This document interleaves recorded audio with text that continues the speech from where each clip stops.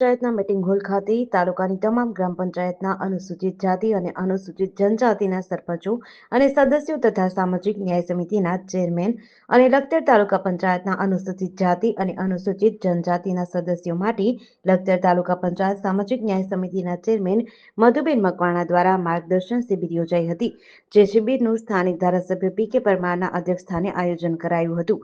આ કાર્યક્રમનો મુખ્ય હેતુ વિવિધ આવાસ યોજના હેઠળ મળવાપાત્ર લાભો, સમાજ કલ્યાણ યોજના થકી મળવાપાત્ર લાભો, દિવ્યાંગ કલ્યાણ યોજના, બાળ કલ્યાણ, શૈક્ષણિક યોજનાઓ, એટ્રોસિટી એક્ટ લગતા તેમજ સાયબર ફ્રોડ અંતર્ગત માહિતી, સરકારની જનકલ્યાણ યોજનાઓ, તાલુકા પંચાયતની વિવિધ યોજનાઓ અને સુવિધાઓ વિશે અન્વયે માર્ગદર્શન આપવામાં આવ્યું હતું। યોજાયેલ માર્ગદર્શન શિબિરમાં જિલ્લા પંચાયત ICDS ચેરમેન નંદુબેન વાઘેલા, લખતર તાલુકા પંચાયત પ્રમુખ વાસુદેવભાઈ પટેલ, તાલુકા પંચાયત કારોબારી ચેરમેન અજયસિંહ રાણા, નાયબ નિયામક અનુજાતિ વિભાગ સુરેન્દ્રનગર કે મકવાણા, ઢાંકી સરપંચ પ્રભુભાઈ મકવાણા વગેરે ઉપસ્થિત રહ્યા હતા।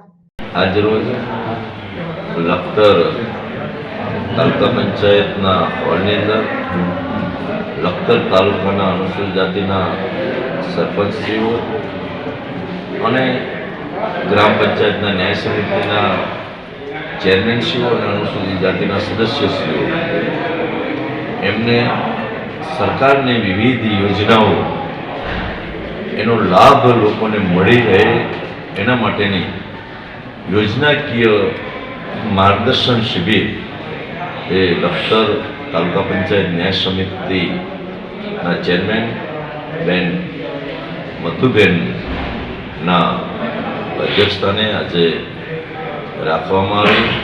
એમાં મોટી સંખ્યાની અંદર લખતરના ગ્રામ પંચાયતોના ન્યાય સમિતિના ચેરમેનો અને અનુસૂચિત જાતિના સરપંચશ્રીઓ અને સદસ્યોની ઉપસ્થિતિ રહી।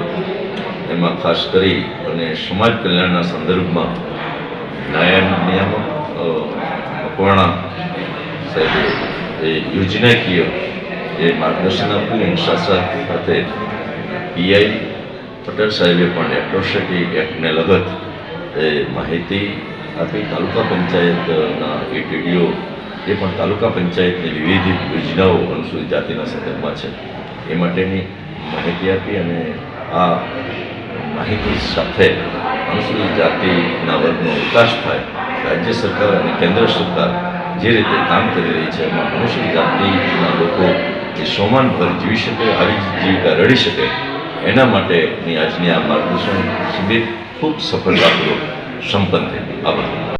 JDC ન્યૂઝ સાથે જયેન્દ્રસિંહ ઝાલા, લખતર।